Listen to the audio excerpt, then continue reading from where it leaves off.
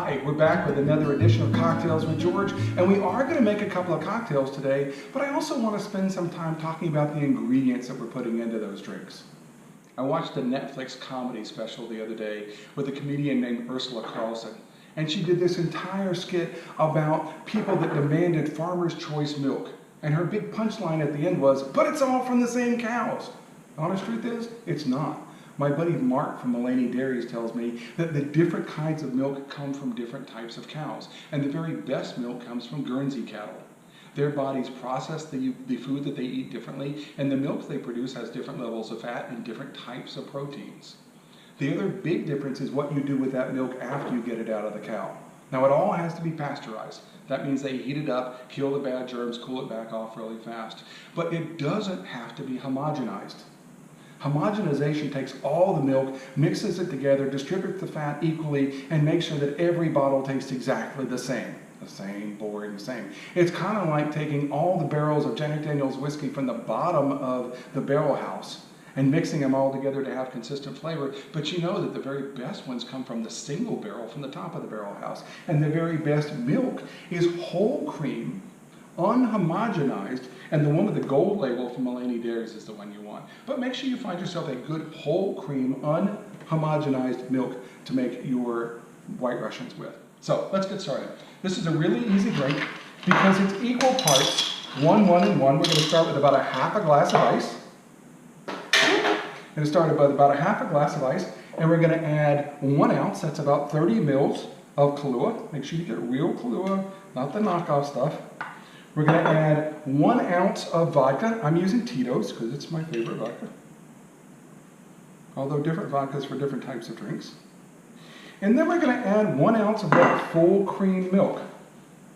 Now, instead of just dumping that in, what I'm actually going to do is I'm going to take the milk and I'm going to pour it across the back of a spoon, which will allow me to have a nice layered look to the drink when I hand it out.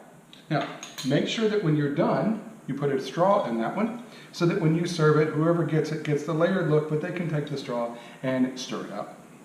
Okay, next drink. We're gonna make a gin and tonic. And again, gin and tonic, why am I telling you how to make a gin and tonic? Because I wanna talk about the ingredients. We're gonna start with a full glass of ice, in this case. I'm gonna rinse this out. 1 ounce of gin. The other 2/3 of that drink is your tonic water. Now, if you're going to go to all the trouble to get really good gin like Tanqueray, why would you go out and buy crap tonic?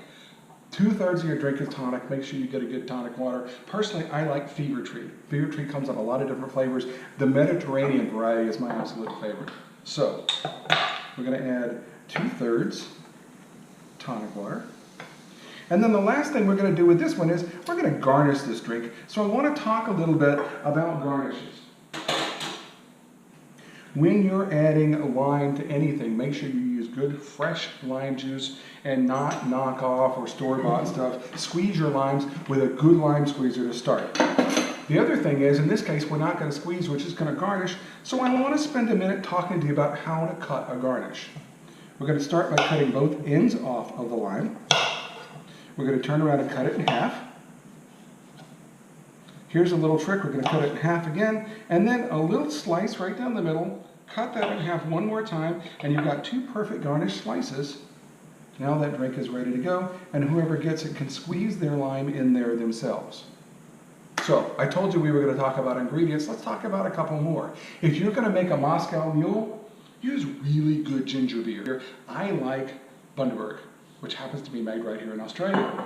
If you're going to make a Jack and Diet, for heaven's sake, use real Coca-Cola products. Don't get the knockoff cola. So, the quality of the drinks you make is dependent upon your skill as a bartender. It's depending on the ingredients that you put in. Get good whole cream milk. Get good quality mixers. And make sure that you actually enjoy those drinks, like Bonnie and I are about to do, with her gin and tonic and my White Russian. Thanks a lot. Talk to you soon.